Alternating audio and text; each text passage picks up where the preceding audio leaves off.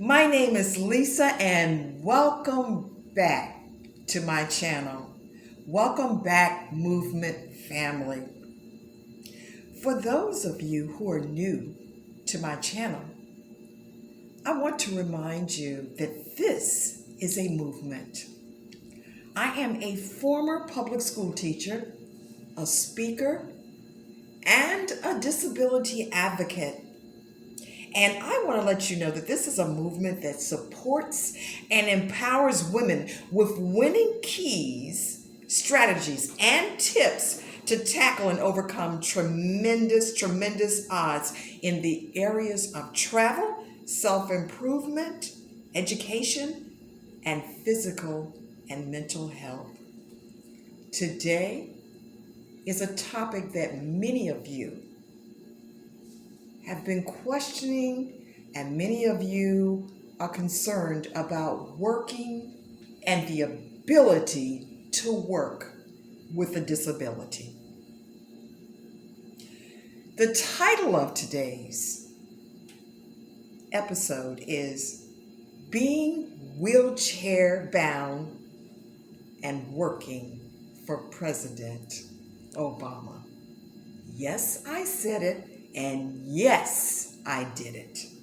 And let me tell you how. Today, I am going to further discuss how disabled people can work while having a disability. After being confined to a wheelchair for roughly about a month, I began to go stir crazy, and all of the thoughts were whirling in my head about, will I ever work again? Again, I was confined to a wheelchair, and I wondered, would anyone ever want me to work for them? One of the things that had happened during this time, I had applied for disability. And while waiting for disability, which takes years in the States, I began going through in my mind, and I began thinking and internalizing, would employers even want me again? And if I had to wait years, what would happen to my resume? Well, what happened, I heard that President Obama, who was then Senator Obama, was setting up an office in Northern Virginia and needed and wanted volunteers to work for his presidential campaign. I thought to myself, I would absolutely die to work in that capacity. But there were voices in my head that said, they're not going to want you. Who wants you now? You're in a wheelchair. You are a disability. You are a person that has no use. You are a person perhaps, and an employee perhaps, that no one wants. I battled with those feelings. I didn't tell anyone. I didn't tell friends. I didn't tell family. I just battled with those emotions for probably about a week. And then a small voice inside my head said, you can do it. Everything's going to be okay. Just call the number that's listed in the paper. The Washington Post had listed a number for Senator Obama's office. And so after battling for, like I said, roughly about a week, I lifted up the phone and I called the office. This real perky lady answered the phone. She said, hello, how can I help you? I don't remember her name. I could tell you all a lie and tell you her name was Cynthia, but I don't remember her name. But she was very upbeat, very polite, and very personable. And I said to her, my name is Lisa, and I'm interested in working for the campaign. Wonderful! Before I could even get out, she was like, wonderful! We would love to have you. I said, but wait just 1 second. She said, okay. Well, I'm just letting you know, we'd love to have you. And I said, I'm in a wheelchair. And she said, what? I didn't hear you spoke very low or something. We had a different bad connection. But I said, I'm in a wheelchair. Oh, honey, that's no problem.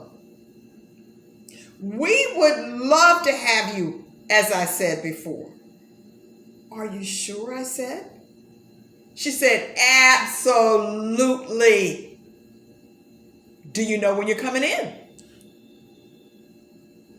I said, well, I have to arrange my transportation with my paratransit company, but I'm thinking in about a week. She said, I'll put you down, and honey bun, we'll be ready for you.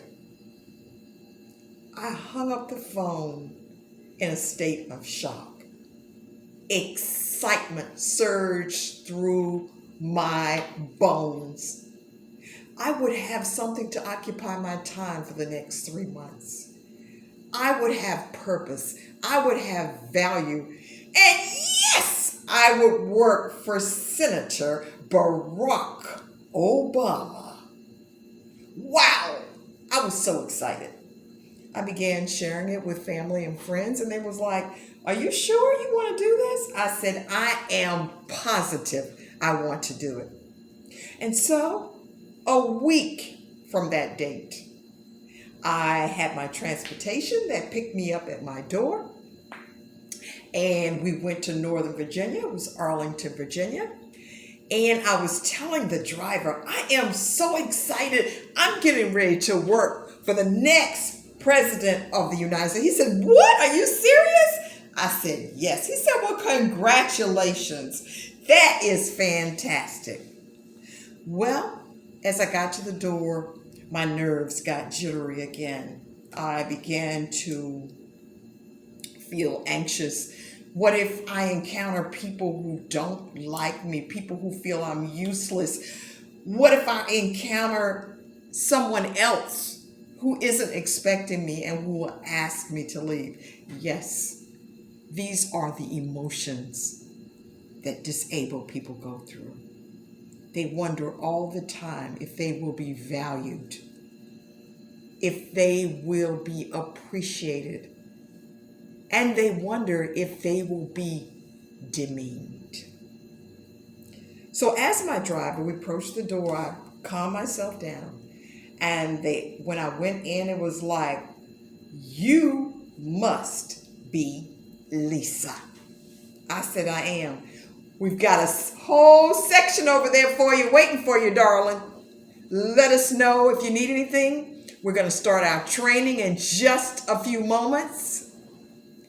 I was just so excited, and I was so happy that I was going to do something productive and useful while I was being confined. The training went magnificent. I worked from that time until the night of the inauguration. And the night that he spoke, not the night of the inauguration, but the night that he spoke. And it was a fabulous experience. I watched many people with disabilities come in and out of that office, and I marveled how President Obama took into consideration disabilities and persons of disabilities. And I marvel at the kindness that I was treated. There was one guy that was a paraplegic. He was paralyzed from the neck down. And he brought his aide with him. And he would speak into the phone. His aide would punch the buttons and would place all of the calls while he was there. And I marveled at how they treated him. They made him feel like he was Clark Kent. They made him feel like he was a king. That kindness, that consideration, that humbleness, and that compassion came from the top. I saw firsthand the type of person that President Obama was from how he ran his campaign office. Also, a little sidebar, I found out that President Obama kept all of his campaign offices open around the country 24/7 to feed the homeless and to give them a place to stay at night. I found this out too, that he provided donuts and coffee and kept all of his campaign offices open 24/7 around the country to care for the homeless and the displaced. Let me just say, my experience working for President Obama was high up on my list. But you know what was even higher? That experience gave me hope. Hope that I could work again. Hope that employers would find me valuable again. And hope that as a disabled person in a wheelchair, that I would indeed work again with a disability. So, you can work while being disabled and confined to a wheelchair. And there is hope for you to fulfill your dreams.